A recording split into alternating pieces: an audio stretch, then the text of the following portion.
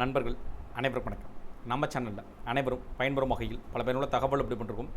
இந்த பிடிவில் 1000 முதல் 7500 ரூபாய் பென்ஷனர்களுக்கு 6857 ரூபாய் ஓய்வூதியம் கணக்கீடு சார்ந்த 3 முக்கிய தகவல்.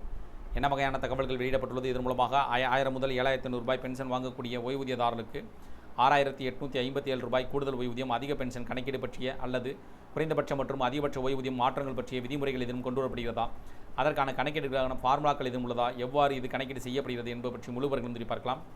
வீடியோக்குள்ளே போகிற முடியும். நம்ம சேனலை சப்ஸ்கிரைப் பண்ணுவாங்க, சப்ஸ்கிரைப் பண்ணுங்கள். சப்ஸ்கிரைப் பண்ணுங்க, பக்கத்தில் இருக்க பெல் பட்டனை ப்ரெஸ் பண்ணுங்கள். அப்போ தான் நம்ம அடுத்தபடி கூட எல்லா வீடியும் டைரெக்டாக கிடைக்கும். பென்ஷன் வாங்கும் ஓய்வூதியதாரர்கள் பயன்பெறும் வகையில் அவ்வப்போது அகவிலைப்படி நிலுவைத் தொகை, மாத பென்ஷன் பெறுவது பற்றிய அறிவிப்புகளும் அது சார்ந்த வழிமுறைகளும் வழிகாட்டு நெறிமுறைகளும் அதற்கான நிபந்தனைகளும் வெளியிடப்பட்டு வருவது குறிப்பிடத்தக்கது. அந்த வகையில் தற்போது ஊழியர்கள் ஓய்வூதிய திட்டமான இபிஎஸ், இபிஎஃப்ஓவால் நிர்வகிக்கப்படும் ஒரு ஓய்வூதிய திட்டமாகும். இது ஊழியர்களுக்கு 58 வயது நிரம்பிய பிறகு மாதாந்திர ஓய்வூதியத்தை வழங்குகிறது.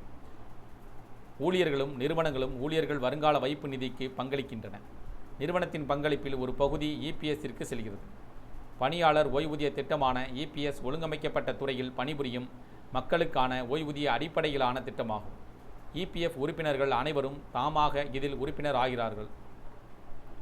இபிஎஸ் மூலம் 58 வயது பூர்த்தி அடைந்தவர்களுக்கு மாத ஓய்வூதியம் வழங்கப்படுகிறது. 50 வயது ஆனவுடன் முன்கூட்டியே ஏர்லி பென்ஷன் பெறலாம்.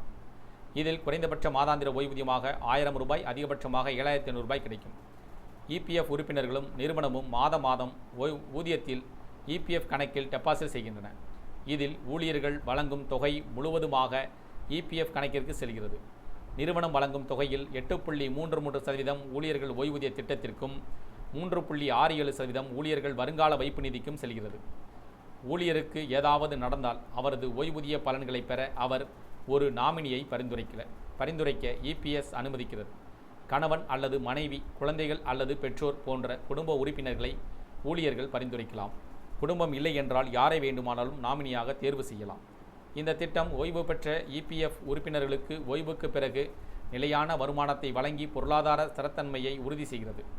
ஊழியர்கள் பெறும் மாதாந்திர ஓய்வூதிய தொகை அவர்களது சம்பளம் மற்றும் சேவை ஆண்டுகளை பொறுத்தது.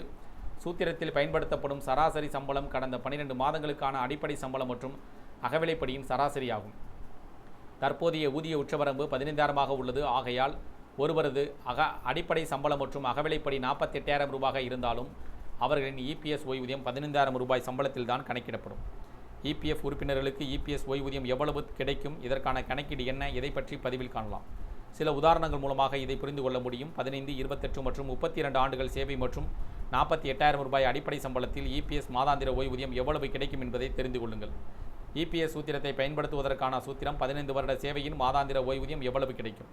ஓய்வூதிய சம்பளம் இன்ட்டு ஓய்வூதிய சேவை டிவைட் 70, 15,000 இன்ட்டு 15 டிவைட் 70 3214 ரூபாய்.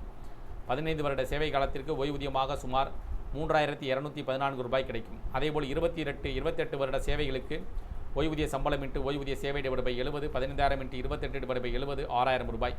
28 வருட சேவை காலத்தில் 6000 ரூபாய் பெறலாம். 32 வருட சேவையில் ஓய்வூதிய சம்பளம் இன்ட்டு ஓய்வூதிய சேவை டிவைட் 70, 15,000 இன்ட்டு 32 டிவைட் 70 6857 ரூபாய்.